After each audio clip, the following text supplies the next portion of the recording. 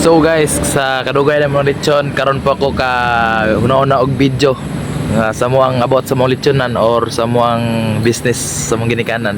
O karon ubanay ko ninyo. Tara. So mo day ni karon day no, 5 pieces din ni kabuok ang mga lechon karong adlaw. Sa dili pa nato tiwatson ni lechon matus sa ato ang babuyan. Mo na ipakita ng mga baboy nga karong lechon karon. Og pila ka oras giluba na po sa mga trabante, og trabante ni mother og titod-tod po diyan na pong gilapawan. Mo na ipakita sa mga inanaan sa paglapaw sa dili pa kay normal nga init og gitawag mo pila ka oras gipamahaw mi.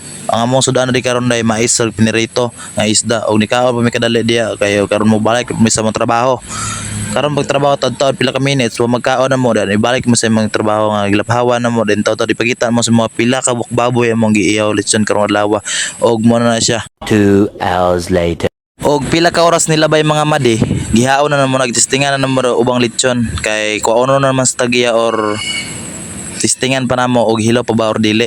Dili na po matingala ang uban dia gibutangan na po namon na siya og saging dahon para limpyo po siya tanahon dili po kay nga karton ra kay ang karton mo once nga mabasa malata na siya kay example kana butangan na siya namo og dahon saging kay limpyo po siya tanahon disente po siya tanahon mo siya gitistingan po siya namo ra mga made kay og hilaw ba or dili paghaon na mo di made na testingan na mo og pila po ka minuto nga nilabay testingan na po namo ng isa kay kuono na po na sa tag-iya.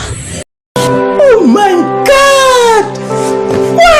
Og dili gina mawala sa mong testing made kay og dili na mo testingan made naman po once nga hilaw dili may tansya kayo kay napoy baga og unod baga og tambok mo nang gibalik na mo siya example kini hilaw man na siya kay wala na mag-testingan made dili na mo na bangagan ng kilid dili siya na may balan or hilaw ba.